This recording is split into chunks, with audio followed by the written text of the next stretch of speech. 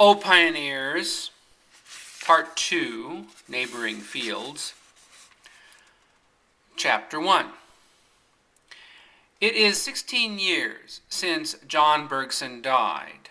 His wife now lies beside him, and the white shaft that marks their graves gleams across the wheat fields.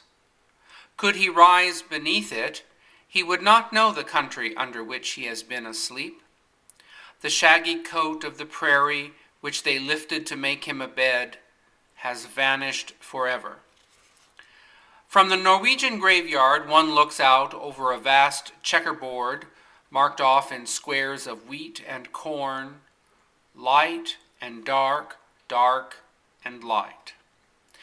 Telephone wires hum along the white roads, which always run at right angles. From the graveyard gate, one can count a dozen gaily painted farmhouses. The gilded weather vanes on the big red barns wink at each other across the green and brown and yellow fields. The light steel windmills tremble throughout their frames and tug at their moorings as they vibrate in the wind that often blows from one week's end to another across that high, active, resolute stretch of country. The divide is now thickly populated.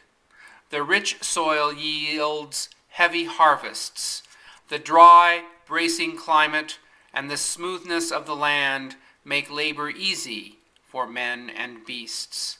There are few scenes more gratifying than a spring plowing in that country, where the furrows of a single field often lie a mile in length, and the brown earth, with such a strong, clean smell and such a power of growth and fertility in it, yields itself eagerly to the plow, rolls away from the shear, not even dimming the brightness of the metal, with a soft, deep sigh of happiness. The wheat cutting sometimes goes on all night, as well as all day, and in good seasons there are scarcely men and horses enough to do the harvesting. The grain is so heavy that it bends toward the blade and cuts like velvet. There is something frank and joyous and young in the open face of the country. It gives itself ungrudgingly to the moods of the season, holding nothing back. Like the plains of Lombardy, it seems to rise a little to meet the sun. The air and the earth are curiously mated and intermingled, as if the one were the breath of the other. You feel in the atmosphere the same tonic, puissant quality that is in the tilth, the same strength and resoluteness. One June morning, a young man stood at the gate of the Norwegian graveyard, sharpening his scythe in strokes unconsciously timed to the tune he was whistling. He wore a flannel cap and duck trousers, and the sleeves of his white flannel shirt were rolled back to the elbow.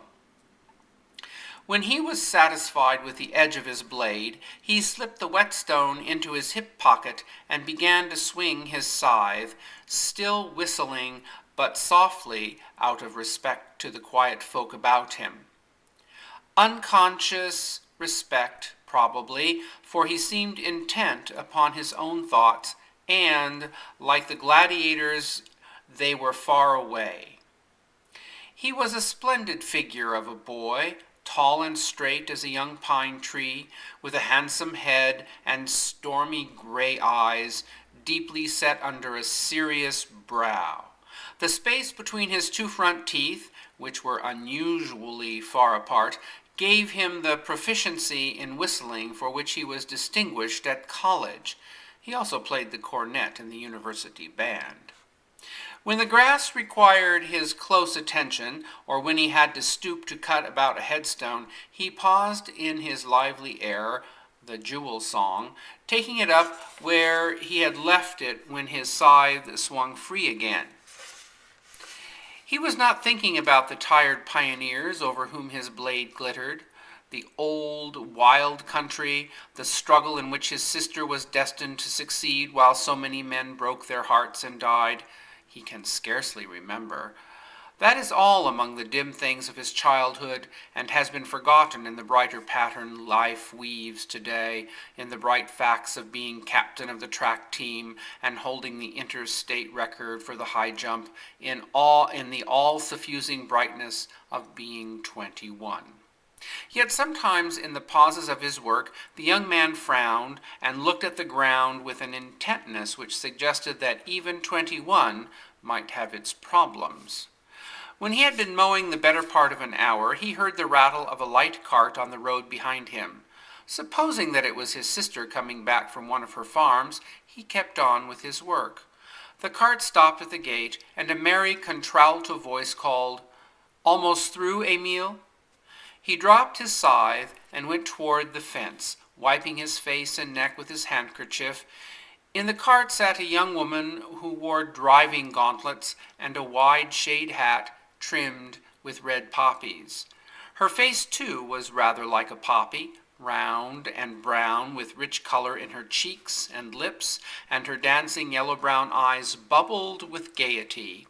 The wind was flapping her big hat and teasing a curl of her chestnut-colored hair. She shook her head at the tall youth. "What time did you get over here?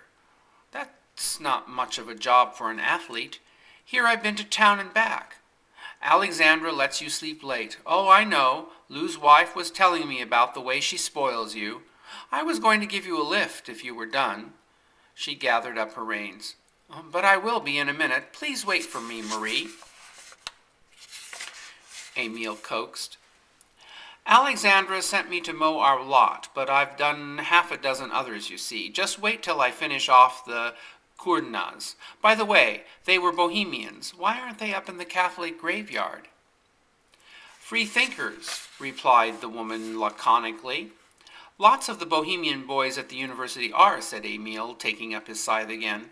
"What did you ever burn John Huss for, anyway? It's made an awful row. They still jaw about it in history classes."